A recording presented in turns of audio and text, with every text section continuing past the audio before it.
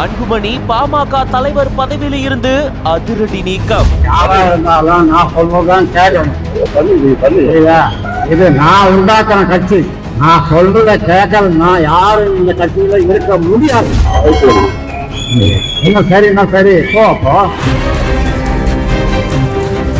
பாட்டாளி மக்கள் கட்சி நிறுவனர் ராமதாஸ் ஆகிய நான் நிறுவனர் என்பதோடு தலைவர் பொறுப்பையும் நானே எடுத்துக் கொள்ளுகிறேன்.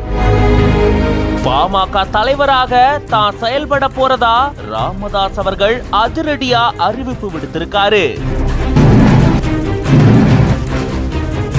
தலைவர் பொறுப்புல இருந்த அன்புமணி ராமதாஸ் அவர்கள் இனி செயல் தலைவரா செயல்படுவார்னு ராமதாஸ் அறிவிச்சிருக்காரு.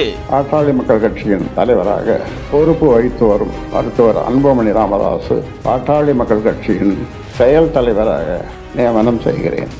திண்டிவனம் பக்கத்தில் இருக்கக்கூடிய தைலாபுரம் இல்லத்துல செய்தியாளர்களை சந்திச்சிருக்காரு பாமக கட்சியினுடைய நிறுவனரான ராமதாஸ் அவர்கள். செய்தியாளர்கள் சந்திப்பதா பாமக கட்சியினுடைய தலைவரா தான் மறுபடியும் பொறுப்பேற்க போறதா ராமதாஸ் அவர்கள் தெரிவிச்சிருக்காரு. இவ்வளவு நாட்களா தலைவரா பொறுப்பேற்றுட்டு வந்த அவருடைய மகனான அன்புமணி ராமதாஸ் அவர்கள் இனி செயல் தலைவரா செயல்படுவாரு அப்படின்ற மாதிரியும் ராமதாஸ் தெரிவிச்சிருக்காரு. இதை தொடர்ந்து அரசுக்கு சில கோரிக்கைகளையும் முன் வச்சிருந்திருக்காரு. வேளாண் வளர்ச்சிக்கு தமிழக அரசு அதிக முக்கியத்துவம் தர வேண்டும் அப்படின்னும், இடிந்து விழக்கூடிய பள்ளிகளுடைய மேற்கூரைய சரி செய்யணும், சீரமைக்கணும் அப்படின்னும் இந்த மாதிரி பல கோரிக்கைகளையும் முன்வச்சு இந்த மாதிரி செய்தியாளர்கள் சந்திப்புல பேசியிருந்திருக்காரு.